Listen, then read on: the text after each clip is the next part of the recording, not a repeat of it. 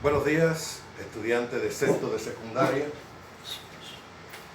Hoy vamos a ver en física lo correspondientes a campo magnético y fuerza magnética.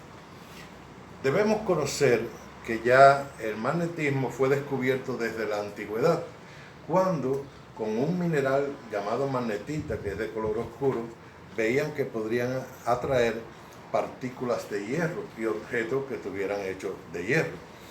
En el año ya 600 a.C., Tales de Mileto había descrito todo lo que se conocía sobre el imán. Y en un imán, por ejemplo, todos sabemos que en dos puntas tiene un polo norte y un polo sur.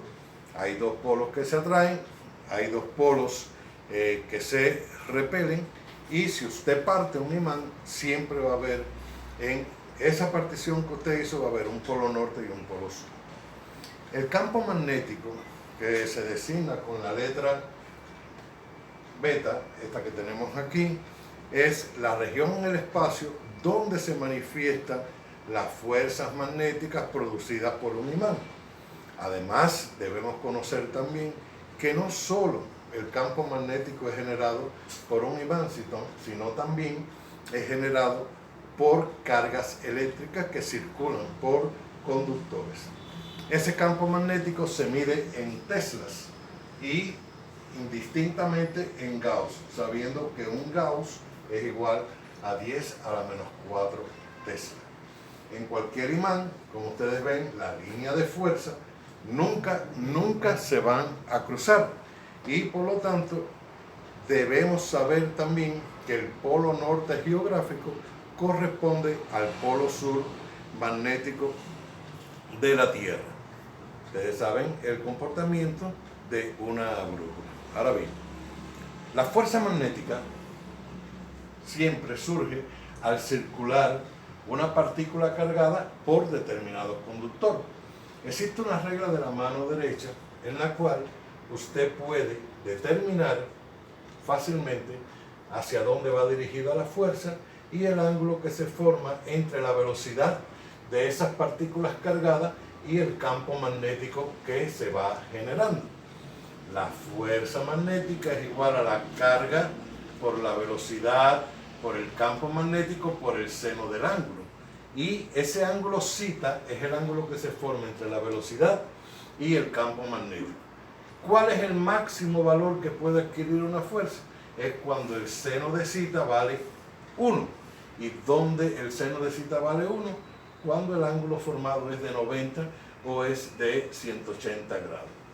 En base a eso, nosotros podemos determinar un ejemplo de hallar la fuerza magnética que se genera por una carga de 8.2 por 10 a la menos 19 coulomb, que se mueve entre los polos de un imán como este tipo. Fíjense que está perpendicular formando 90 grados con el campo magnético, cuando ese campo vale 0.0016 tesla y la partícula se mueve a 200 metros por segundo. Para resolver este problema, lo único que tenemos que hacer, como siempre le he dicho, es colocar los datos para ver qué es lo que nos dan y ver si hay que hacer alguna conversión.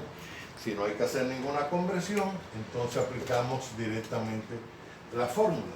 En base a eso, con los datos que nos dan, ya conocemos ya que la carga, o sea, Q, es 8.2 por 10 a la menos 19 coulomb.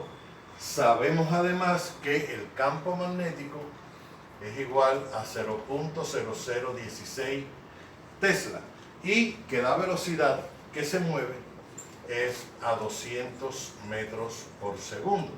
Si analizamos bien, todos están en las unidades de medida que se han planteado y simplemente aplicamos la fórmula. Esa fórmula es sustituir esos datos en esta ecuación.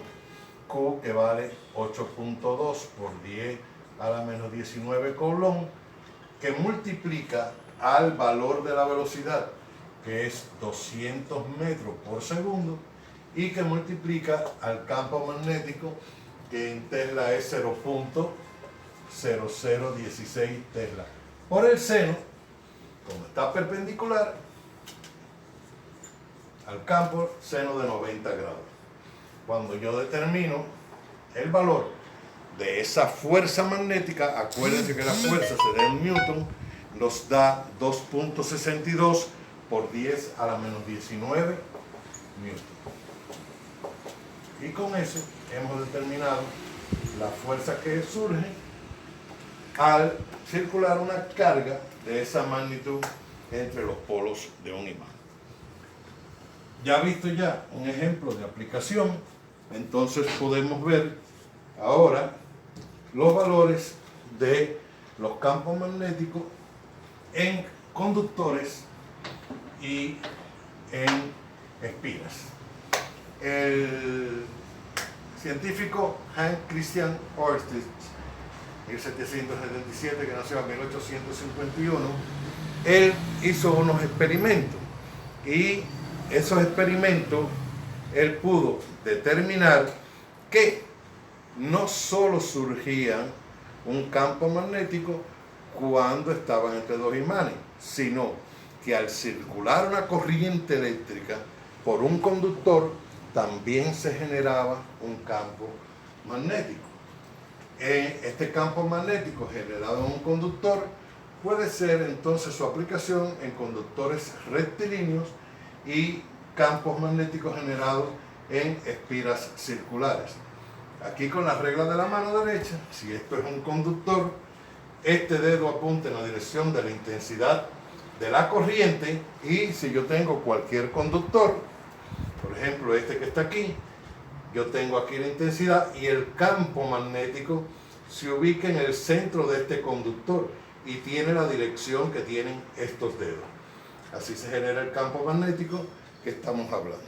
Entonces, cualquier conductor de tipo rectilíneo, el campo magnético va a ser igual a μ sub 0 por I entre 2 pi de R. μ sub 0 es la permeabilidad al vacío, que tiene un valor de 4 pi por 10 a la menos 7 Tesla por metro entre amperios. Y R es la distancia del conductor al campo magnético que estamos hablando. Si el campo magnético es generado en una espira, esta es la intensidad de la corriente, entrada y salida, la fórmula me va a decir que ese campo magnético está dependiendo de la cantidad de espira que tenga ese generador, que multiplica a μ sub 0 por I entre 2R. Ya saben quién es μ sub 0, saben que I en ambos casos es la intensidad de la corriente, y solo nos queda hacer un pequeño ejemplo de determinación de campos magnéticos en conductores rectilíneos. Aquí dice que determina la intensidad del campo magnético en un conductor producido por una corriente de 8 amperes en un cable recto a una distancia de 20 centímetros. Por lo tanto, nosotros lo que vamos a hacer es lo mismo que habíamos planteado. Debemos poner los datos que estamos analizando para saber qué datos tenemos, si hay que hacer alguna conversión y aplicar la fórmula para conductores rectilíneos. Los datos que nosotros tenemos son los siguientes. Si me piden la intensidad del campo magnético en un conductor, la corriente es 8 amperes, ya sabemos que I es 8 amperes. El cable recto, una distancia de 20 centímetros, estamos hablando de R, 20 centímetros, hay que llevarlo a metro, que es 0.2 metros. Y aplicamos la fórmula que ya por todos es conocida, el valor de μ sub 0, que ya lo habíamos visto, que era ese valor de μ sub 0, 4 por 10 a la menos 7 Tesla por metro por ampere, ¿ok?